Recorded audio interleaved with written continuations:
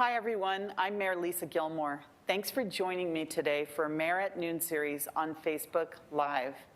This is your opportunity to hear how the City of Santa Clara is responding to the COVID-19 pandemic, as well as hear from Jonathan Veach, our Housing Division Manager for the City of Santa Clara.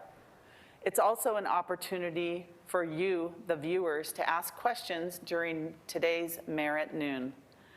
The focus of today's show is helping our residents during the pandemic.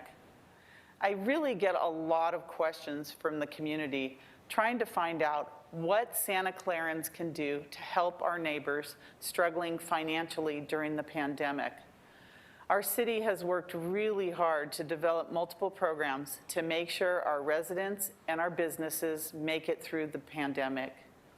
Today, we are launching a new program called Help Your Neighbor, which allows our community to help those struggling to pay their utility bills. There are 3 ways to donate, and we have a short video that goes over all these options. So let's just show that right now.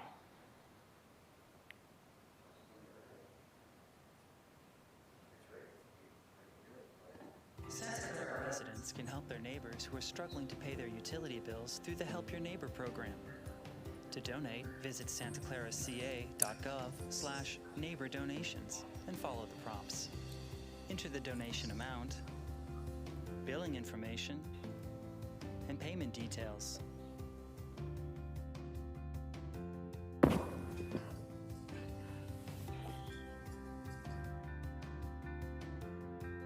You can mail a check, or you can drop off a donation at the drive-through window at City Hall.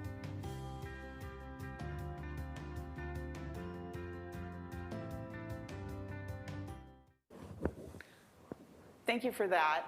As you can see, those are really secure ways of donating to the city. And the reason we're doing this is when the city gave, our Silicon Valley Power gave an electric utility credit of $30 to all of our residents, there were so many of you that came out and said, I'd like a way to maybe, if I don't need it, to donate it to help my neighbor. Is there any way to do that? So although we've had the Give a Little Help a Lot program in Santa Clara for a while and now the Help Your Neighbor program, we really know that as a community, we really want to help each other. So this is a fantastic way. A donation could be very small, or we can get a large donation from our businesses, but it's really important that we have this vehicle to help our neighbors. So you can donate online with a credit card, which is quite easy. You can mail a check to the City of Santa Clara, or you can drop off your donation at our drive-through window that we opened after all these decades here in City Hall. We're also working on doing something online through our My Santa Clara app, so please stay tuned for that. For details on how to donate, you can also visit our website, santaclaraca.gov/helpyourneighbor. Also, if you need help paying your own utility bills, or you know someone who needs some financial assistance with questions, please call our finance department at 408-615-2340. Again, 408-615-2340. So please help me spread the word about our Help Your Neighbor program. You could really be helping someone and really save them the costs of their utility bill. So please donate now if you can. We talked about last week food distribution. The week before, we talked about the problems that our small businesses are having and our restaurants, and then we had Lisa Schoenthal to tell us about all the programs we're doing through our emergency assistance programs. But today is one of those issues, housing, emergency housing assistance, other housing issues in our city that have been amplified from the pandemic. So joining me is Jonathan Veach, our Housing Division Manager for the City of Santa Clara. Welcome, Jonathan. Thank you. I'll clap for you. There's no one here, so I'll clap. Jonathan has over 10 years of housing policy and development experience and has overseen our affordable housing pipeline and housing program since he joined Santa Clara in 2017. So we are so fortunate to have you, Jonathan. You've been a wonderful addition to our city. I think it's great that you're here. So let's talk about what the city has been doing since the pandemic started to help our low-income households. Thank you for the invitation, Mayor Gilmore. It's a great opportunity to talk about some of the things we're doing. There's a lot of programs that have been launched since the beginning of the pandemic, and it could be confusing for people to know what specifically we're doing in Santa Clara. The first action the city took was approving an urgency ordinance that really set a moratorium on the eviction of tenants for non-payment of rent. We were one of the first cities. I remember that when we talked about it. We were one of the first. We were one of the first cities in the county to pass an eviction moratorium. And really the goal of the eviction moratorium was to prevent adding to the homelessness problem in Santa Clara and really across the whole county. And we want to keep people housed throughout the pandemic. So that was approved in March, and the City Council has approved it multiple times, really through the end of September. That was kind of the first critical action we took as a city. And second, we approved an emergency rental assistance program. So once the federal stimulus package was approved, we found out that we'd be getting a special allocation of money from the federal government, and so we programmed that money for emergency rent assistance. That was approved in June. We partnered with Bill Wilson and rolled that out pretty quickly. And if you remember, we took local funds to actually... Before you say that, can you explain what the Bill Wilson Center does? I know they're so very popular here in Santa Clara, but some people don't know actually the service that they provide and our partnership. Yeah, so Bill Wilson is really one of the community-based organizations that has a rich history in the city of Santa Clara. They've been addressing homelessness for a long time, and specifically, they have a mission to address youth homelessness. So they really help youth who are aging out of foster care or working their way through the housing system. They have a shelter, but they also have multiple what we call scatter site housing. So there might be single family homes across Santa Clara where there are Bill Wilson's housing youth kind of going through the foster care system. They also help with emergency rent assistance. So we partnered with them to help get money out into the community. Okay, so eviction moratorium, all right, now, and our emergency rental assistance program, round one, what was round one? So round one started, as I mentioned, in June, and initially we got, I would say, about 200 applications, and so Bill Wilson went through the process of verifying eligibility. So the money that funded the program was from the federal government, and sometimes with those types of programs you have a lot of documentation and verification. And so at the end of the program, 100 applicants were verified as eligible, and we dispersed approximately $400,000 into the community. So on average, households were getting checks of about $4,000 to help with rent assistance. And the program completed basically in October, and now we're looking forward to a second round of rent assistance. Okay, so we just approved money for round two of the rental assistance program, and tell us about that. I know we approved about $1.5 million for that, and is there any money left in round one to add to round two? And tell us about that versus the need out there.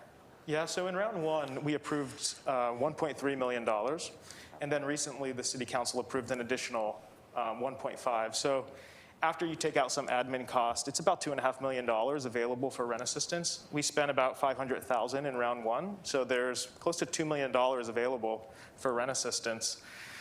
Round two, the application window started in early October, and the window is going to be open until the end of the month. So in round one, what was unique about round one was that to qualify, you had to be at 60% area median income or less. That's kind of the level we use. What does that mean in dollars when you say 60%? We know it as AMI. Yeah. So for a family of four, 60% AMI is roughly $85,000. What about a single person? For a single person, it's probably around $60,000. Okay. Yeah. And so in round two, what we've done is we've brought in the eligibility to allow more people to apply.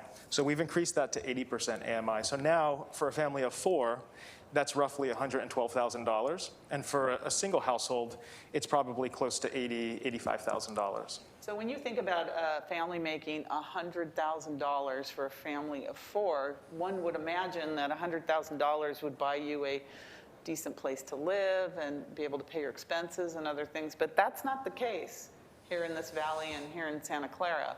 So have you seen an increase in the number of applications that are coming forward compared to pre-pandemic? Or are they along the same lines, or what are you seeing right now?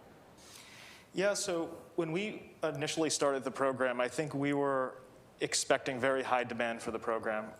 We were surprised that the number of applications was around 200. And I think there's a couple of reasons for that. Number one, I think maybe residents and households are a little intimidated to apply because there's a lot of documentation that's required sometimes with these types of programs. Number two, there were other programs available. So we know Destination Home managed a financial assistance program for the county. And what we found was that actually Santa Clara was just behind San Jose in terms of the dollars distributed in the county. So Santa Clara residents received just around $1 million from the Destination Home program for similar rent assistance and financial assistance. And then I think the other thing we learned was that because of all the programs that were in place, the eviction moratoriums, and even from the federal stimulus package, there were stimulus checks and other types of enhanced unemployment, that households were able to scrap together money to pay for rent, borrowing money from families. What we saw from the 200 applications, a lot of people who were actually income eligible didn't have the back rent or the unpaid rent because they were able to make the payment. And the fear, I think, is that as the pandemic drags on, some of those programs start to expire or roll off, and people run out of the emergency money they have to pay for rent. So we wanted to make sure that we extended the program and broadened eligibility, because we do think as the pandemic drags on, there will be increased demand for rent assistance. Yeah, it seems as if in the beginning, people used some of their savings, or they were able, because of our moratorium, were able to delay their rent till later.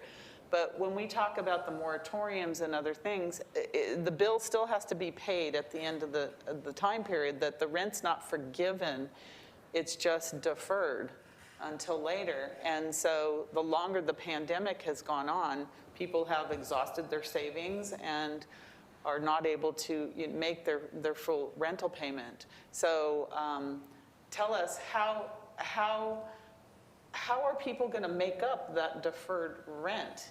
And when we give them through the city or through our rental assistance program, do we give them enough so that they can, is it a month or is it 2 months? Is it just a small boost for them? Or how do we consult with them so that they'll be able to pay this rent back? Yeah, it's a really good point. When our eviction moratorium was approved, and then the county and the state also approved different types of moratoriums, none of the ordinances ever forgave rent. There wasn't rent forgiveness. It was talked about, but that never was approved. And even with the new state eviction moratorium, which was passed really starting in September. Are we in that now? I mean, is our moratorium finished with the city and we're going to the state? How is that working? Yeah, so our eviction moratorium ended at the end of September. Okay. And then starting at the beginning of October, the state moratorium takes precedence. And that goes until the end of January. And so it's, at a high level, it's very similar to the eviction moratorium that the city and the county had in place, from the sense that tenants can't be evicted for the non-payment of rent. The big change with the new state ordinance is that tenants are required to pay 25% of their rent to maintain housing. So the threshold— Starting October 1st, is that? Starting October 1st. 25%, okay. That's right. I didn't know that. Thank you. And so any of the unpaid rent isn't forgiven, but you can't be evicted for the unpaid rent. So it gets characterized, they call it something like civil debt or civil liability. And so once the process kind of works through at least the timing thresholds, then landlords really need to work with tenants to figure out a repayment plan. It could be 6 months, 12 months. They kind of have to work that out to see how rents will be repaid. Our program pays up to 85% of the rent arrears. So we didn't want to lower it to the 25 just to keep people housed, because we know that these back rents will be come due eventually, and it's a big source of kind of psychological strain and stress to have this unpaid rent. So our program pays up to 85%, and when the eviction moratorium expires, there'll be a lot of kind of workout scenarios with tenants and landlords. Okay, thank you. In Santa Clara, we have people that own maybe a duplex or a triplex or a very small number of units, and maybe their families, they're not the big companies that have the hundreds and thousands of units in the city, but it's the small family-owned mom and pop type residential rental units, and they rely on that income for their retirement or to pay their own bills. So let's flip it a little bit and talk about the landlords, especially the small landlords of just a few units that they rely on for their survival. So how is our rental assistance program help our landlords? Yeah, it's surprising, but the number of calls that we get in the housing division, I would say half of the calls are from landlords of small to medium-sized properties who are really struggling. A lot of the policies that have come from the state and the county and even the city have been geared towards the tenant and maintaining housing and avoiding homelessness, and that's understandable. But the consequence of a lot of the policies is that landlords are really struggling too. And so we do get a lot of calls from landlords trying to work through this difficult time. What I would say is that one of the advantages of the emergency rent assistance program, it's assistance for tenants, but it's also assistance for landlords. All of the programs are set up differently. Our program is set up so that the payment goes directly to the landlord. So once a household is verified as eligible, then we start working with the landlord. Oh, so we pay the landlord directly. We so do. We know that it's going to be credited for rent. We do. Okay. So once a household is verified as eligible, we reach out to the landlord just to confirm the lease and the rent arrears, and then they typically submit a W-9 to the city, and we're able to make the payment. Well, in this case, Bill Wilson makes the payment directly to the landlord. But that's money that goes into that's money that goes to the landlord that perhaps they would have never received, or at least not received for at least a year or more.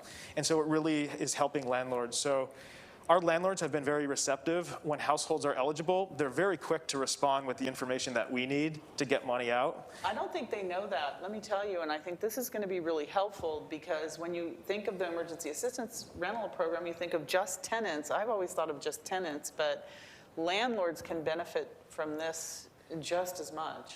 I agree. Initially the eviction moratoriums were really important to protect tenants, but they're somewhat one-sided too. The beauty of kind of supplementing that with a rent assistance program is you're also getting money out into the community for landlords who are struggling. Right, and this pandemic as a whole, we can look at some of the larger businesses in town, and they're not affected as much. They're still the high tech. They're going to move on. Their employees can work from home, and life goes on for them. But where this has really disproportionately affected our small businesses, our renters, our small landlords, others in town who continue to struggle when their tenants can't pay their rent. I mean, it's such a snowball effect for the majority of our community here. So I think getting the word out about the landlords and the tenants is really good. So tell me, Jonathan, what have you learned?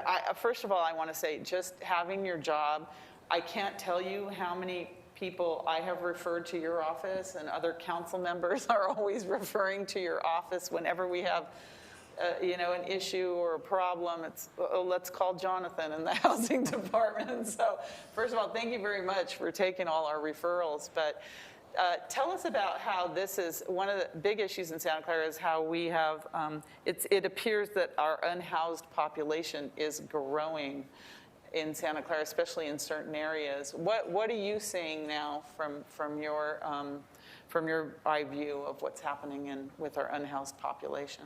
Yeah, I think we're seeing the same thing. I would say before the pandemic started, pre-COVID, the Santa Clara County Office of Supportive Housing, they publish a lot of data related to the unhoused population. And one of the statistics that really stood out to everybody in housing was that for every one individual that the county was housing, 2 to 3 additional individuals were falling into homelessness, and this is pre-COVID. So we have a serious homeless issue, and the big fear was once COVID happens, how do we stay ahead of the 8 ball so that this doesn't go to 3, 4, 5 times, the number of homeless? And so there was kind of a pivot or a shift in strategy, meaning right now, starting from March until really now during COVID, it's been about homelessness prevention. So we're always trying to build affordable housing and add to the permanent housing stock to address homelessness. But in a situation like this, you're focused on preventing people from falling into homelessness because so many people are on the brink, living paycheck to paycheck or having additional expenses due to COVID, losing jobs, reduction of hours, all sorts of situations. And so the county and really the city as well has really been focused on preventing and adding to the homeless population. And then also trying to advance all of the programs and policies that were pre-COVID. So I would just echo your point. We are seeing kind of a tension there with the increase in the homeless population, and we're really trying to work against not increasing that during COVID. Well, a lot of things we've been working on as a city council is affordable housing projects in the city, and I know you're very much involved. We have one I wanted you to talk about a little bit, the Aggregate Project. I hear we recently got some financing on that, so that's going to move ahead. Why don't you tell us a little bit about that? Yeah, so as I mentioned, there's a couple different ways to approach homelessness. We have a series of homelessness programs. We're always focused on homeless prevention. But ultimately, the core strategy is to build more housing. Long-term, permanent, affordable housing. Typically, when we build new housing in the city, it's restricted for 55 years. So once you can build it and have it rent restricted, you have it for a very long period of time. So one of the most exciting projects in our portfolio is the Aggregate Project. As you know, we've worked on this project for a long time at the city. It's a transformative development.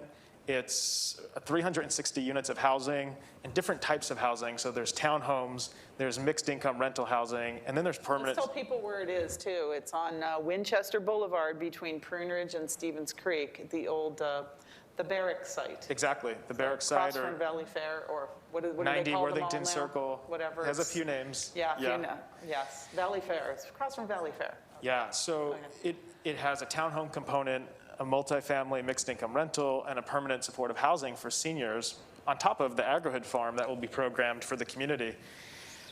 It was a complicated financing, and so in September, they were actually awarded their $50 million in tax-exempt bond financing, and that's really the critical piece to make. We were waiting for that, really waiting for that money. Yeah, it's the last piece of the financing. It's arguably the most important, and what we've seen happen is, in the past, that type of financing was what we call as of right. Developers can just go and receive it. Because there's so much affordable housing development and programs geared towards affordable housing, it's become very competitive. And so when you apply for your tax credits and tax-exempt bonds, there's no guarantee that you'll be funded. So we were kind of waiting on pins and needles. Aggregate or Core, who is the developer, received the award. And so what happens when you receive your tax-exempt financing award, a clock starts. You have 6 months to start construction or you lose the award. So we're shooting for a January closing, and construction would happen soon after that. We have until March. So you'll see construction starting out there early next year.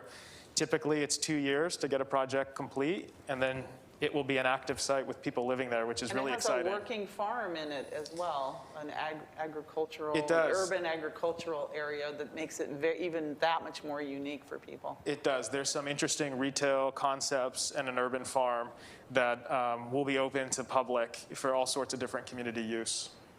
Okay, good. And I know we're going to be running out of time pretty soon. It's important for us to know what steps our residents should take if they need rental assistance, if they need rental assistance, or if the landlords know some tenants that need rental assistance. How can they do this? And let me tell you, with our food distribution program and other programs we have, I know that we're seeing people that we wouldn't normally see. And some people are intimidated by a process or embarrassed to show up to get help and assistance. And I know what we're trying to show, at least with our city council and all the help that we're trying to give the community and through this show, is that It's an easy process, it's a simple process, it's a welcoming process. If you need help, that we have programs that can help you. So why don't you tell us about that? Sure. So I think we have a URL link that might be helpful for people to see. And so the most important thing is to go to the website. So our URL is santaclaraca.gov/rent relief.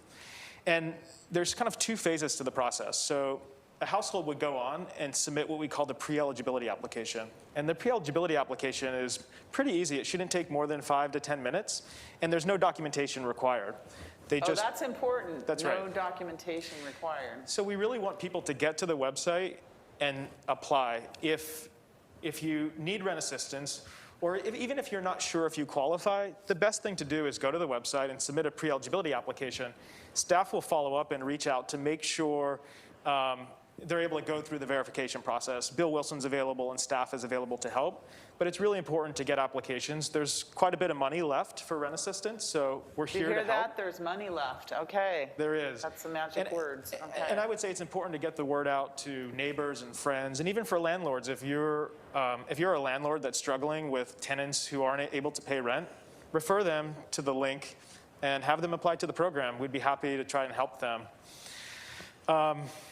Yeah, I would say, sometimes with the restrictions with the programs or the verification documents, people can be intimidated, but I would encourage residents to apply, and we're here to help. Do we have facilitators available at City Hall through your office that can speak Spanish or other languages to be able to help people with their applications?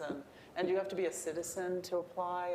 Tell us about that. No, so the main requirement is that you're a Santa Clara resident. So in phase one, we did have a lot of applications coming from other cities, and so they weren't eligible for the program. As long as you're a Santa Clara resident and you can show proof of residency, that's that's the number one requirement to actually submit a pre-eligibility application. And then we'll figure out the income eligibility later.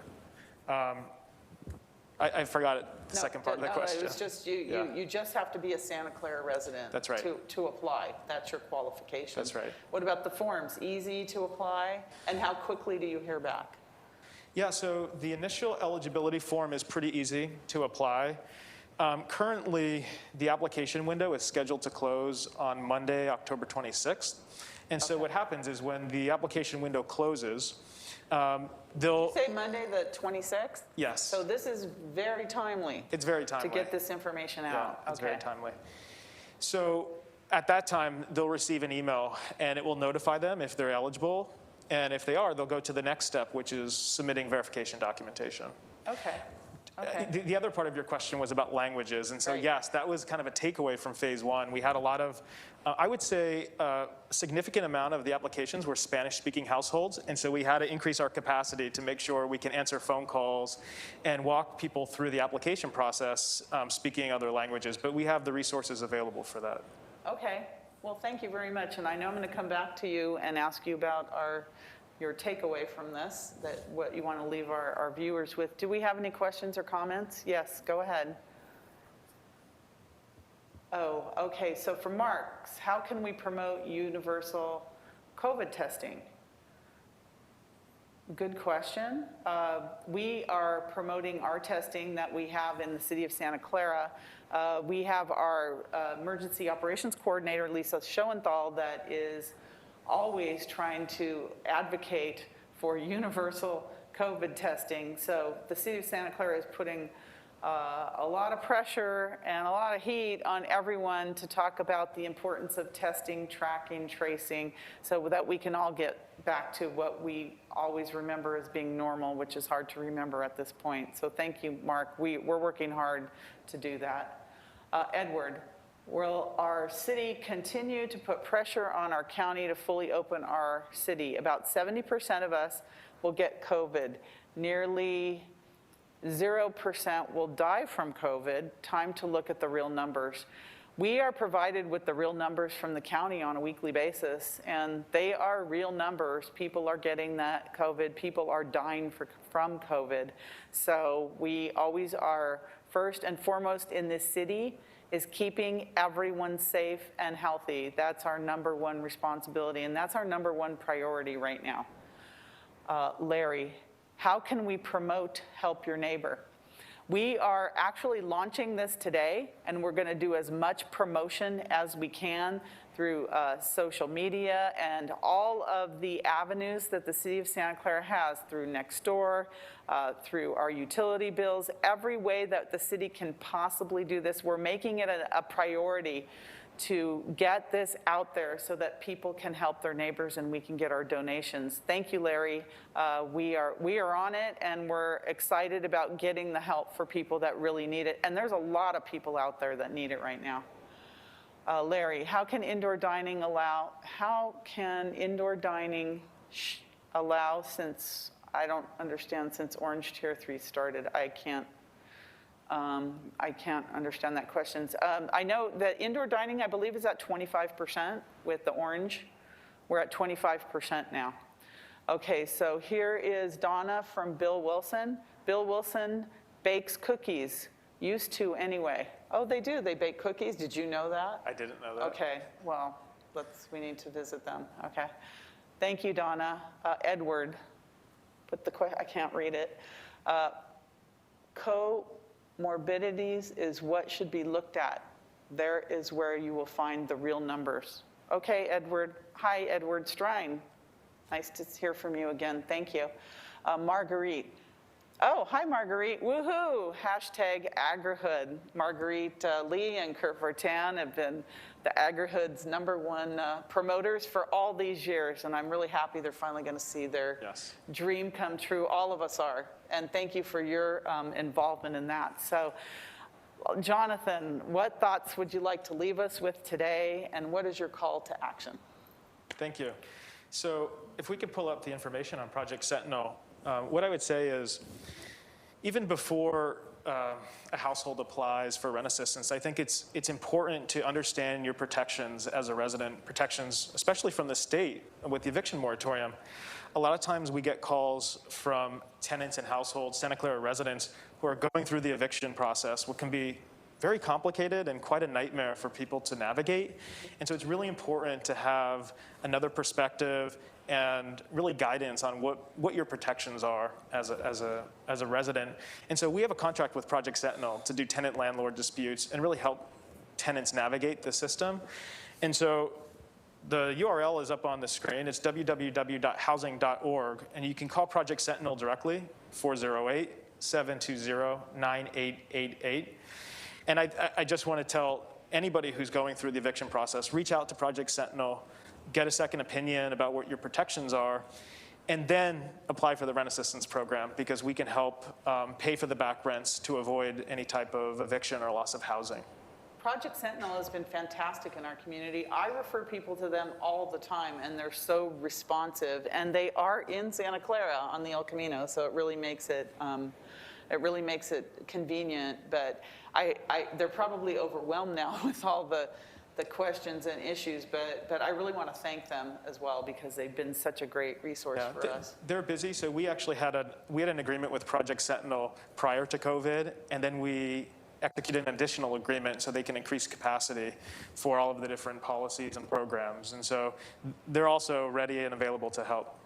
Thank you. Well, Jonathan, I really want to thank you so much for joining me today and giving all of this invaluable information to our community about housing issues. As you can see, he is the expert. I'm sorry, your phone's going to be ringing off the hook now with questions and comments and requests for help. But he's so knowledgeable about all these issues on affordable housing and emergency housing assistance, because we know that people need it out there. So we need you to know that it is available. Don't be afraid. The applications are easy, not a lot of questions asked. You just have to live in Santa Clara and make sure you're under a certain income level, which is most of Santa Clara right now.